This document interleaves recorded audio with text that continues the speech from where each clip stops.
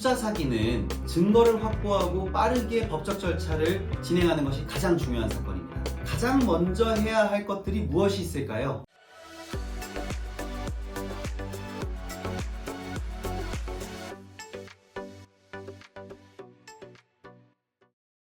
본인이 어떠한 형태이든 나는 투자 사기를 당했어요 라는 판단이 되신다면 우리의 목표는 첫째, 내 돈의 회수죠. 둘째, 상대방에 대한 처벌일 겁니다. 과연 그 목표를 달성하기 위해서는 우리가 어떻게 무엇을 해야 하는지에 대해서 한번 말씀드리고자 합니다. 첫째, 가장 먼저 해야 할 것들이 무엇이 있을까요? 체증, 보전 처분, 구체적 사실관계의 분명한 정리, 이렇게 세 가지로 함축드리고자 합니다. 첫째, 체증에 대해서는 증거를 채집한다라는 의미예요. 법률가들이 바라보는 시선의 증거와 여러분들이 바라보는 시선의 증거는 다소 차이가 발생할 수밖에 없습니다. 반드시 전문가와 상의하셔서 증거를 모으셔야 된다는 거예요.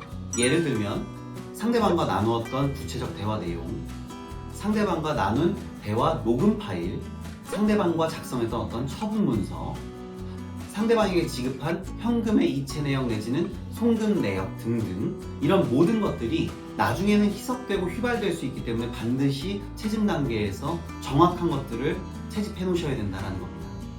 둘째, 보전 처분은 상대방 재산에 대한 가처분 내지는 가압류를 얘기하는 겁니다. 즉, 재산을 묶어놓고 시작해야 된다는 겁니다. 이 투자 사기의 핵심은요, 상대방이 여러 피해자를 대상으로 동일한 기회에 동일한 수법으로 하는 것이기 때문에 상대방의 재산을 나중에 가서 확보하는데 굉장히 큰 어려움이 있을 수 있고요. 또는 여러 채권자들, 여러 피해자들로 인해서 안분배당으로 인해서 결론적으로는 내가 얼마 못 받을 수 있다라는 리스크가 있습니다. 그래서 내 돈을 회복할 수 있는 가능성을 높이는 데 중점을 두신다면 재산을 묶어놓고 시작하셔야 된다는 걸 잊지 마시기 바랍니다. 셋째, 구체적 사실관계의 정리입니다. 나중에 가서 사실관계를 정리한다고 한다면 여러분들 스스로도 사실관계가 자꾸 왜곡되고 변경되기 마련입니다. 사건을 해결하는 데는 난항을 겪을 수밖에 없고요. 여러분들이 겪은 사건을 처리하는 것은 결국 법조인, 변호인, 변호사가 할 일입니다. 구체적이고 일관적인 사실관계의 정리는 사건 초기에 반드시 필요하다는 점 잊지 말아주시기 바랍니다. 자, 다음으로 투자 사기의 성립 요건에 대해서 설명드리고자 합니다. 크게 두 가지입니다. 상대방의 기망 행위가 무엇인지, 그리고 상대방이 편취한 재산상 이익이 총액이 얼마인지, 이 두 가지를 반드시 입증해야 됩니다. 내 돈을 편취하기 위해서 실제 기망한 내용이 무엇인지, 그 연관성이 있는 말이 무엇인지, 그걸 입증할 자료가 무엇인지가 포인트고, 그리고 상대방이 이로 인해서 재산상 이익을 얼마를 받았는지가 포인트지, 주변의 부수적인 거짓말이나 여러분들이 받은 실제 손해는 상대방의 사기 요건 사실에선 중요하지 않습니다. 꿀팁을 하나 드리자면 변호사가 바라보는 사기의 유형은 사실 크게 두 가지입니다. 첫째, 상대방이 변제 의사나 변제 능력 없이 우리로부터 금원을 받아간 경우, 즉 채무 초과 상태에 있다거나 어떤 것도 받을 수 있는 재산 상태가 전혀 없음에도 불구하고 상대방이 우리로부터 금원을 편취한 경우를 얘기하는 거죠. 이걸 이른바 일반 사기 형태라고 좀 명칭할게요. 다음으로 상대방이 A라는 명목으로 우리에게 돈을 빌려간 경우인데 B 또는 C의 명목으로 그 금원을 썼다라는 거죠. 이건 이른바 명목 사기, 목적 사기라고 부르겠습니다. 대부분의 사기 범죄는 이 두 가지 중에 하나입니다. 근데 아무래도 투자 사기의 유형은 후자인 경우가 많죠. 우리로부터 주식을 매수하겠다라고 금원을 받아가 놓고 결국 본인의 채무 변제에 썼거나 아니면 본인의 유흥비로 썼거나 심지어 본인의 개인 재산을 불리기 위한 부동산 투자에 썼거나, 이런 경우에는 결국 이른바 명목 사기에 해당할 수 있다. 어느 유형에 해당할지는 한번 스스로 판단해 보시고 전문가와 꼭 상담해 보시기 바랍니다. 자, 셋째, 민사소송과 형사소송의 차이점은 무엇인가요? 그리고 둘 중에 어느 것부터 진행하는 게 수순인가요? 라고 저한테 질문을 던질 수가 있어요. 형사소송이라는 것은 상대방을 처벌하는 데 목적이 있는 것이고, 여기서 부수적으로 상대방의 압박을 받아서 합의가 이루어질 수 있다. 민사소송의 경우에는요, 상대방에게 금전 배상을 청구해서 상대방으로부터 집행 권한을 확보하는 것, 결국엔 강제 집행까지 할 수 있게 되는 것, 즉 순서는 사실 형사 고소를 통해 상대방을 형사 범죄자로 만들고 결국엔 그것을 근거로 민사소송을 청구하는 게 수순이라고 말씀드릴 수 있어요. 하지만 여러분들의 금원을 회수하기 위한 가능성을 높이는 데 주안점을 두어야 됩니다. 바로 가능한 수단을 나열해서 동시다발적으로 병행하여라 라는 것이 저의 답변인 겁니다.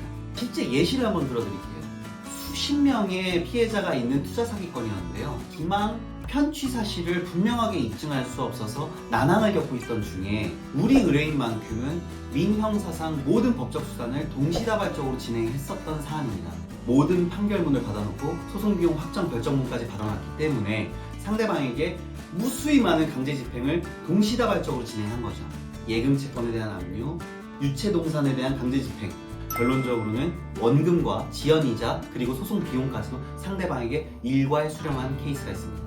다음은 가해자 처벌 여부에 대한 것을 설명드리고자 합니다. 가해자의 처벌 기준은 편취 금액이 곧 기준점이 됩니다. 편취 금액이 5억 원 미만인 경우에는 형법 제347조에 따라 10년 이하의 징역 또는 2천만 원 이하의 벌금에 처해져 있고요.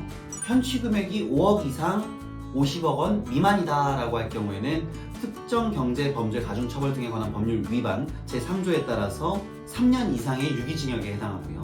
만약에 편취 금액이 50억 이상이다 라고 하면은 동조, 동항에 의해서 5년 이상의 유기징역 또는 무기징역에 해당합니다. 이러한 편취 금액은요, 동시에 같은 수법으로 동일한 기회에 여러 명의 피해자에게 사기 범행을 저지른 경우에는 그 모든 피해자의 편취 금액이 총 합산되어 기준이 됩니다. 다만 실제 재산범죄의 처벌 형량이 그렇게 높지만 않습니다. 적게는 6에서 8개월, 정말 많아봐야 5년에서 7년 정도밖에 안 나오더라고요. 피해자로선 좀 많이 안타까운 소식이겠지만 결국 우리의 첫 번째 목표를 다시 한번 떠올려 보셔야 되는데요. 금원의 회수라는 거죠. 그럼 이 과정에서 변호인의 조력을 받아서 또 다른 범죄 사실은 없는지, 즉 이 재산에 대한 적극적인 은닉이라든가 제3자에게 처분한 행위라든가 꼭 전문가와 상의해서 이 사건에 대해서 꽉 쥐시길 바랍니다.